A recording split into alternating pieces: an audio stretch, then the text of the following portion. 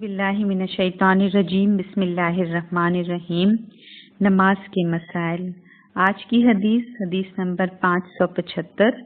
نماز فجر اور عشاء کے لیے مسجد میں نہ آنا نفاق کی علامت ہے، یعنی منافق ہونے کی نشانی ہے۔ باجماعت نماز نہ پڑھنے والے لوگوں کے گھروں کو نبی اکرم صلی اللہ علیہ وسلم نے جلانے کا ارادہ فرمایا۔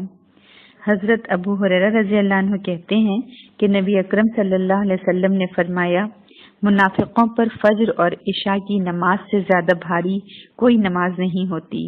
اگر انہیں پتہ چل جائے کہ دونوں نماز کا ثواب کتنا زیادہ ہے تو ان دونوں نماز میں ضرور آتے، خواہ گھٹنوں کے بل ہی آنا پڑتا۔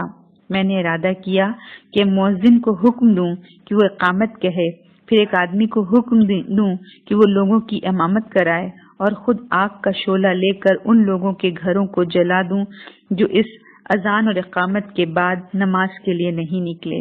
اسے بخاری اور مسلم نے روایت کیا ہے۔ خلاف سنت ادا کی گئی نماز قیامت کے روز ناکامی اور نامرادی کا باعث بنے گی۔ قیامت کے روز حقوق اللہ میں سے سب سے پہلے نماز کا حساب ہوگا۔ عن ابی ہریرہ رضی اللہ عنہ قال قال رسول اللہ صلی اللہ علیہ وسلم ان اول ما يحاسب العبد يوم القیامة من عمله صلاته فإن صلحت فقد افلح وانجح وإن فسدت فقد خاب وخسر فإن انتقص من فریضته شيء قال الرب تبارک وتعالى انظروا هل عبدي من تطوع فيكمل بها من تقص من الفریضة ثم يكون سائر عمله على ذلك۔ رواہ الترمذی۔ حضرت ابو ہریرہ رضی اللہ عنہ کہتے ہیں، نبی اکرم صلی اللہ علیہ وسلم نے ارشاد فرمایا، قیامت کے روز بندے سے سب سے پہلے جس چیز کا حساب لیا جائے گا وہ اس کی نماز ہے۔ اگر نماز سنت کے مطابق درست ہوئی تو بندہ کامیاب اور کامران ہوگا، اگر نماز خراب ہوئی یعنی سنت کے مطابق نہ پائی گئی تو ناکام اور نامراد ہوگا۔